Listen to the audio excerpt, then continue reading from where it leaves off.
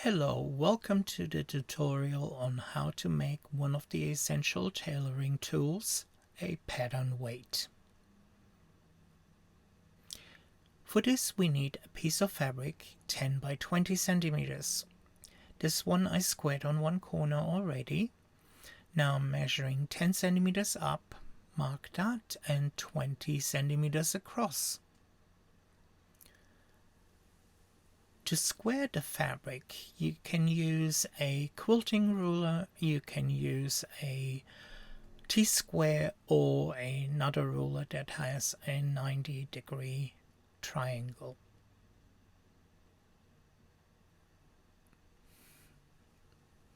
Here I'm placing my mark and then I cut my piece out. I also cut a piece of rope or a ribbon, in this case 20 centimeters.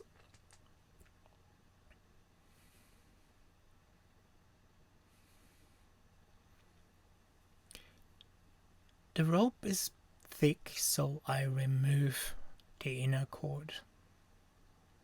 This makes it more pliable and easy to maneuver. To prepare your fabric for sewing, you fold it in half on one corner. Be precise. And then with some snips or your scissors, you make an incision at the fold of 4 millimeters. Make sure your notch is there and you have either your cord or your ribbon ready. Now fold the piece in half. We need to prepare our first seam. For this we need to line up our cut lines. Be really precise here.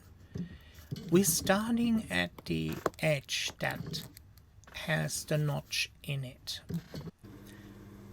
We're creating our first seam with a seam allowance of 1 centimeter. I'm making 3 stitches forward, 3 stitches back to lock. We call that back tacking. Then I stitch to the corner. To find your corner, see how far you are from the cut edge, which gives you your seam allowance.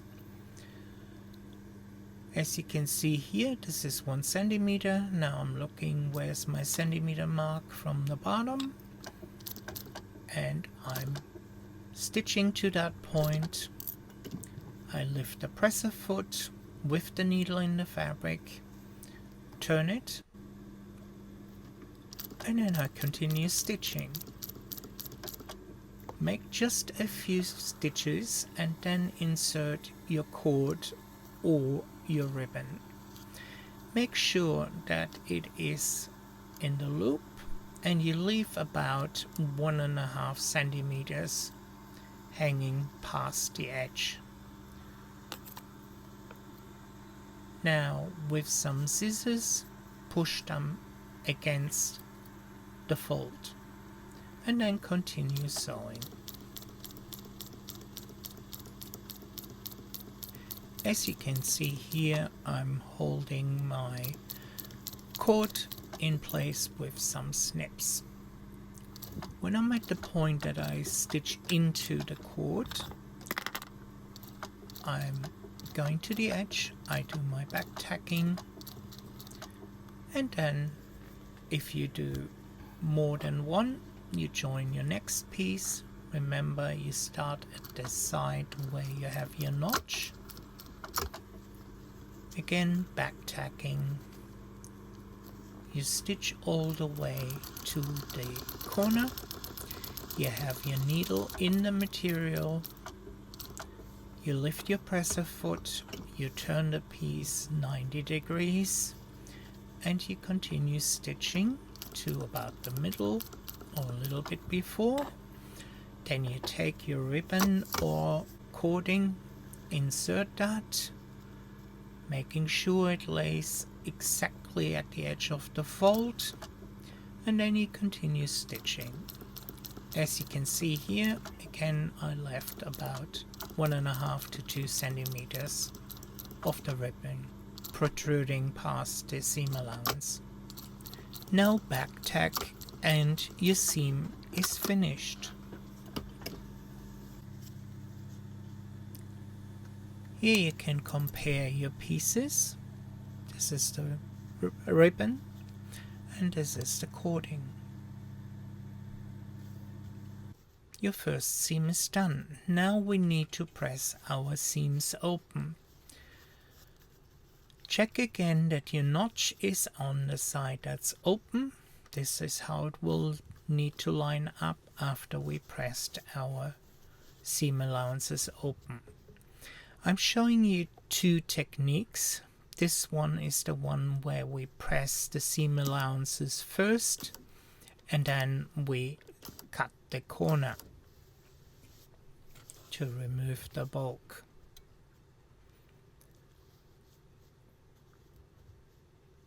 Please watch both of the techniques to see which one works better for you.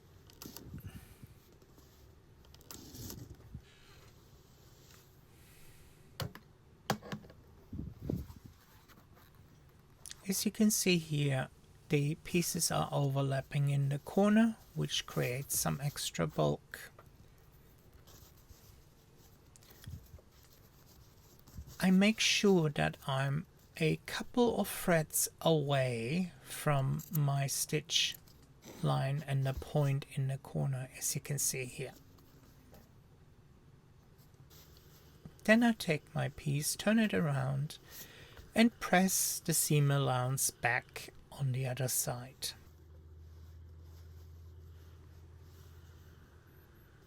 This can be a little bit tricky.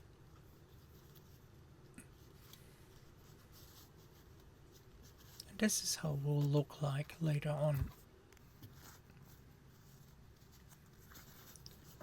So I'm moving on to the top edge.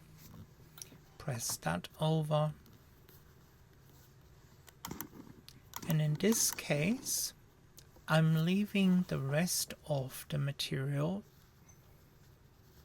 without pressing it. I line my notch up with my seam line, fold it, hold it in place, making sure that my seam line and the notch match up perfectly. Then I take my iron and just press at the corner, which is about 1 centimeter to 1.3 centimeters, to hold this in place. If you want to, you can press your seam open in the flat. Just make sure you don't create any additional creases. Now we're moving on to the other piece. We're trimming our edge just a few threads away from where our stitch line is.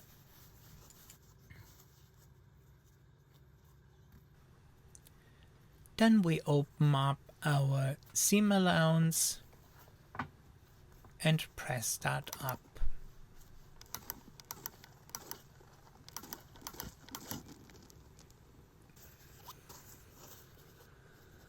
Now I do the same thing on the other side.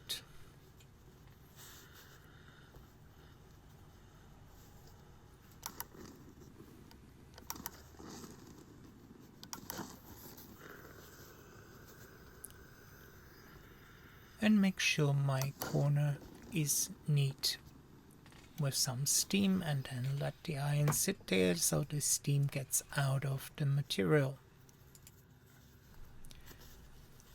This time I'm folding the seam allowance back where I have my ribbon, and I press that seam so that the seam allowances are completely folded over.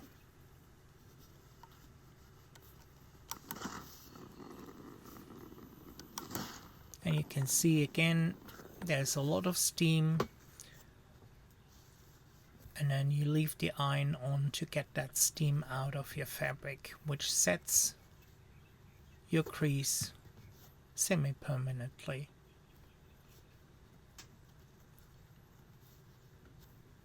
Here I'm making sure that my corner is neat, and I finish with pressing again with some steam. Now again, as before, I'm folding my stitch line to the notch,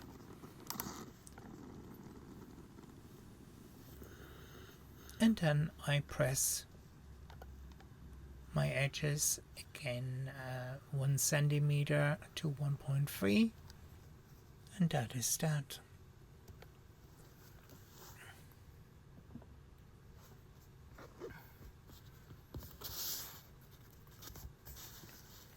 Here you can compare the cording to the ribbon. Back at the machine, I line up the pressed edge with the presser foot. Make sure I have 1 centimeter seam allowance, and I start with back tacking. In this case, we need to make our seam in 2 steps. Here I'm back tacking, and I'm going to about the middle between the edge and our seam. Then I back tack again. I get the needle out of the material. I move my material, and I go just over the seam that we made before. So the seam line is covered. I'm going to the end, back tack there again. Now I'm using the next piece and show you a little bit of a different technique. Again, we line it up 1 centimeter seam allowance, and I'm going over my seam here. I back tack there, lift the needle out of the material, move the piece forward, back tack again, and then continue with our seam. Just in case you forgot the first time that you need to leave a hole, so you can do it at the end, and you can see that in this example. I'm using a contrasting thread, by the way, so you can see better what I'm doing. Usually you would use a thread that is really close to the material color, so you don't see too much of it.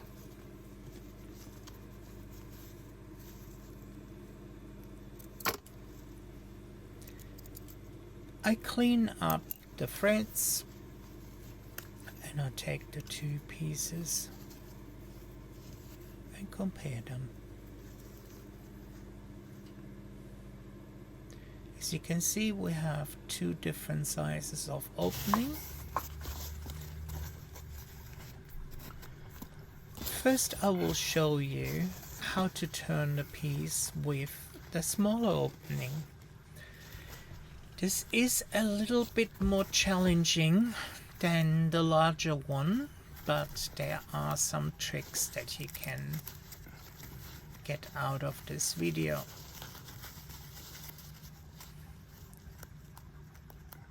The piece with the ribbon is the one with the smaller opening, and the one with the cording has the larger, as you can see here.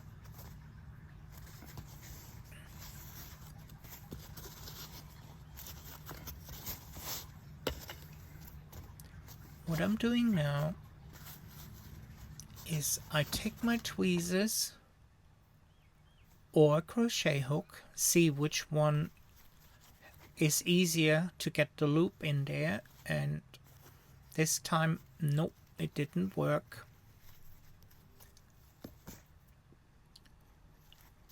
The tweezers work much better. I pull the ribbon first, which gives me one corner that I can pull through the opening. As you can see, the print here is a little bit rubbery, so it is extremely difficult to get it through the opening. But you can use either a crochet hook or this is a stuffing tool to help you with that. Stuffing tool here works extremely well. If you don't have one, use a screwdriver, but in this case the screwdriver is a bit too thick, so I can't move the piece. So continue here, careful that it doesn't fly across the room. And now I'm looking for the corner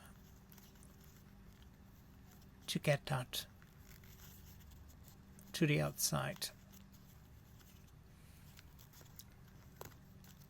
Just to show you, this corner there is that corner. So I'm pulling that through.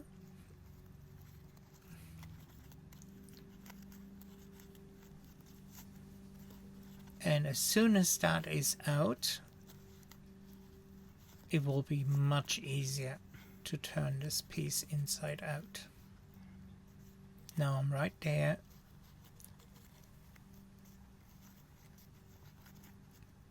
Getting the smaller piece out in the corner, and there we are. So just turn a small piece inside out, and there we go.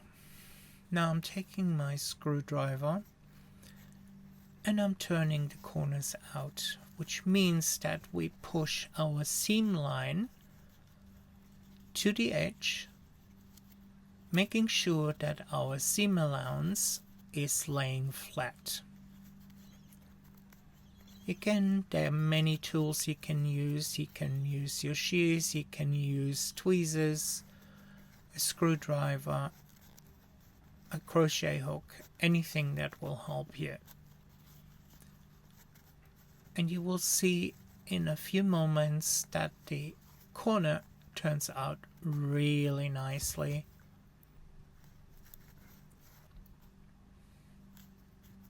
See?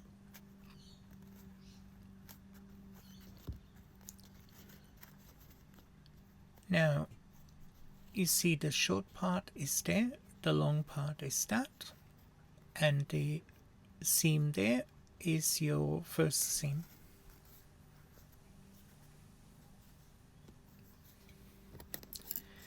Now, this one will be easier, and I have the feeling my crochet hook doesn't help me this time either.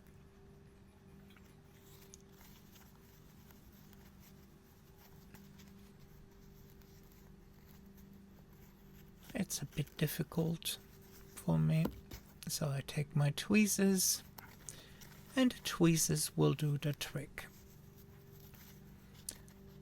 I pull my cording out like before. This is the first edge that we're getting out, and the first corner.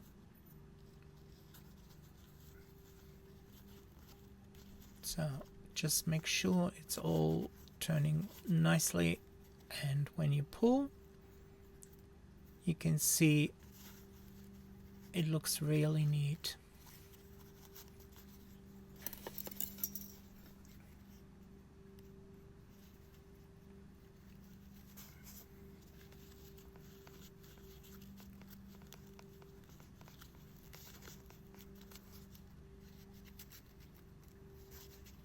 This might take a little bit of practice, but as you can see here, the 5mm extra in the opening make the turning so much easier than before. So when you make these pattern weights, try experimenting how big of an opening suits you. It also depends on the thickness of your fabric. Now from there, again, we go into our corners, turn them out. Be patient at this step, it will take a little bit. You might have to switch tools to get exactly the result that you're looking for.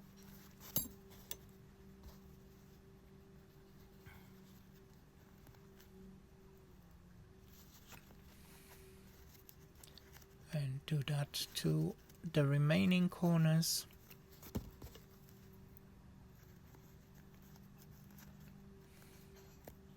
As you can see here, my tweezers do the best corners here. There you see the differences between the openings. Now we need to either use a funnel or we create our own. For this I used some cardstock and I'm using some tape to create a cone out of my cardstock. For this I have to roll it a little bit so I get it into a cone shape. I have my tape on the other side and get my finger in there, push it flat. Then I have a cone. Now I need to put an opening on the bottom so my sand goes through. I'm using sand, which is a play sand. In this case, you can use beach sand, you can use rice, you can use buckwheat, or you can use aquarium sand if you want to.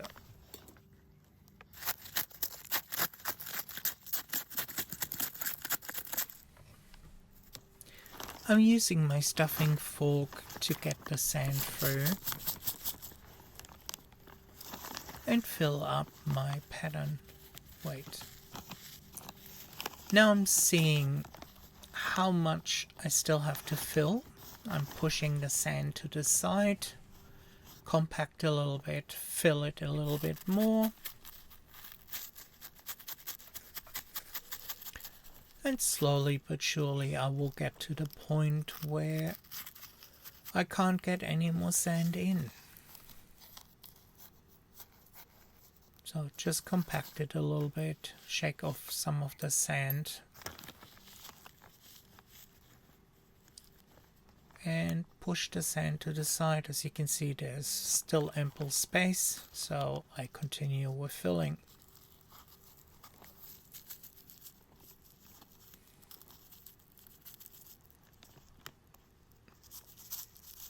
I'm getting closer to having the pattern weight fully stuffed with sand.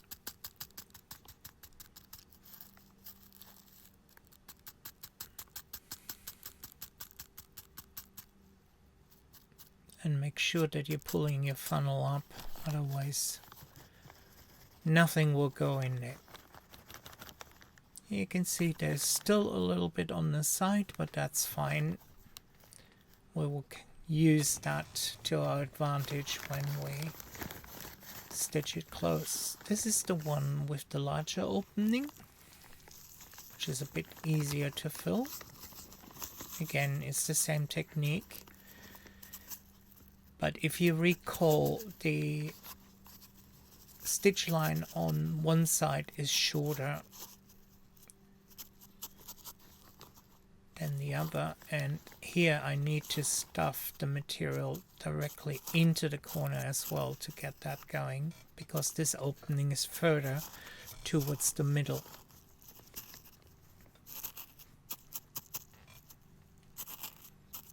Get my sand in, again pull the funnel up, and there you go. It is full. Squeeze it a little bit, tap it, and there we go. At the end of the thread we have a tailor's knot. We threaded the loop through the eye of the needle. Now we're going through the loop in the front and pull it onto the needle so our thread is secured. I will show you two ways to make this seam. The first one, we take our needle and go from the inside into the seam line. We pull our knot to the inside,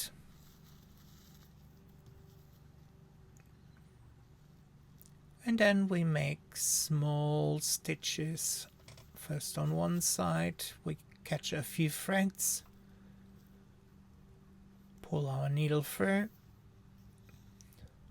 go to the other side, matching that up, few threads there, going through again. You could do that this way where you weave in and out of the two edges. And I will speed this up a little bit because it takes a couple of minutes.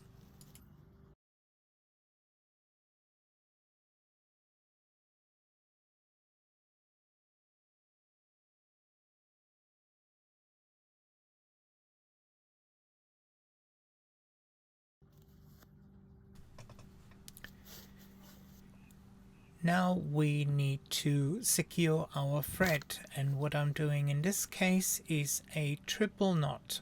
So I stitch into the fabric,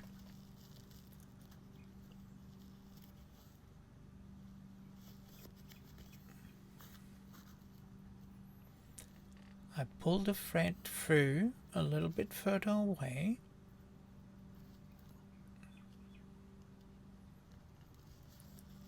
I go into the seam line and create a loop with my thread. Now, like in crochet, I pull the thread through, make my first knot, my second knot, and for the third one we just pull the needle through, use the needle as a guide to create our knot directly at the end. Now we take our needle, stitch in right next to where our knot is, go up in the other seam and pull our knot to the inside. There you go. Now you can cut the thread right there. Pull a little bit more so that the thread disappears. And there you have it. This is the one with the knot. For the other one, we will be doing exactly the same. We will be stitching this part close.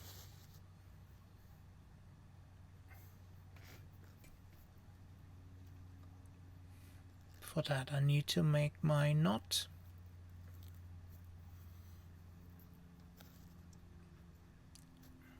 And because I want to come out here at that seam, I will be starting from the other side.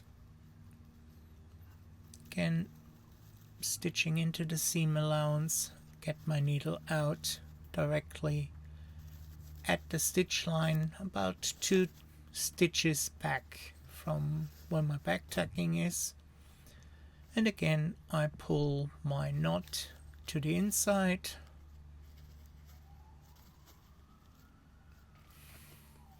so that it disappears, and then I will be doing my stitching on both sides, pick up a few threads,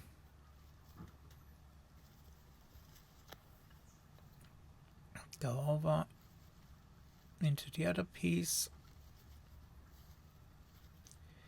And this time I'm not pulling it tightly. I'm making the stitches so I get a ladder. And after a few stitches,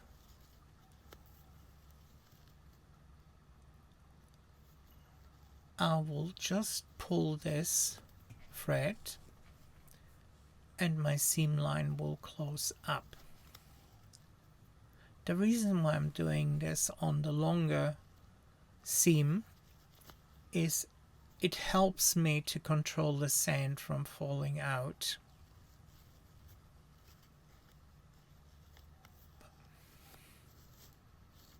So, as you can see here, hold it at one end, pull, and there's your seam. Now this is 8 times faster than I sew. You can still see what I'm doing here. I'm making a few stitches, pulling again, and when I'm getting to the seam line from before, that's when we slow down. And now I don't make a knot here. I will be going into the seam line, as you can see here, and then I backstitch going up in the shadow of my seam. There you go. There's the first backstitch. Then I'm going into the seam again. There's my second backstitch. Third. And you don't have to be too tight together. Just make sure that it goes a couple of times into the loop. Then you make another stitch a little bit longer. You pull your thread through, pull it tight, cut it back, and then you straighten out your pieces and you're done. Enjoy them.